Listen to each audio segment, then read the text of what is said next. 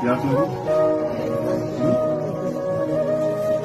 चलो हो गया ना जाओ भी जब बात आपके परिवार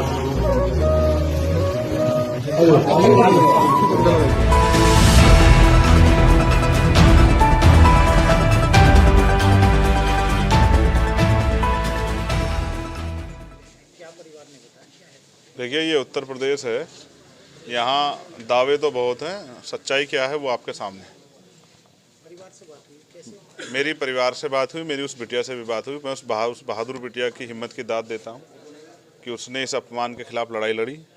कोई और होता तो शायद कमज़ोर पड़ जाता। 3 दरिंदों के सामने उसने लड़ाई लड़ी, अपने सम्मान की, आत्मसम्मान की लड़ाई लड़ी, खुद को बचाने का प्रयास किया, लेकिन उनकी बाहुबल के आगे वो कमज़ोर पड़ी और उन्होंने उठा के उसको कोल्लू में फेंक दिया।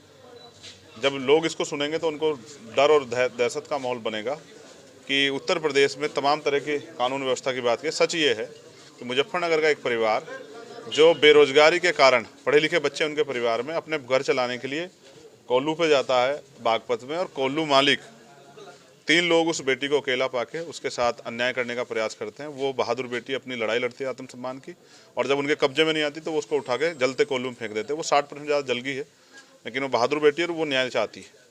वहाँ की पुलिस ने लापरवाही बरती, वहाँ के अधिकारी घोर भ्रष्टाचार में लिप्त हैं।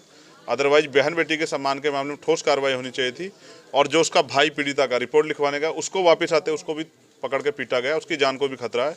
लेकिन ना पुलिस को कोई दिखाई दे रहा है, ना सरकार को दिखाई दे रहा है। आज मैं उस परिवार से मिलने आया हूँ, उनको ये विश्वास दिलाने की वो अकेले नहीं है। मैं यहाँ के डॉक्टर से बात करूँगा, उन अधिकारियों से बात करूँगा। ये लापरवाही उत्तर प्रदेश में नहीं चलेगी। मेरी मांग ये है कि ऐसे अधिकारी, भ्रष्ट अधिकारी, जो पैसों के चक्कर में बहन बेटियों के सम्मान के साथ जो अपमान हो रहा है, अन्याय हो रहा है, उसको दबाने का काम कर रहे हैं, ना कि आरोपी को सजा दिलाने का, उन पर सख्त कार्रवाई हो। उस एसएचओ को सस्पेंड करके उसके खिलाफ मुकदमा लिखा जाए, उसको जेल भेजा जाए, तो उसको एहसास होगा कि किसी की बहन बेटी के साथ अपमान हो और आप लोग चुप बैठें या अपने निजी स्वार्थों में जो है घटना को दबाने का काम करें। ये सही नहीं।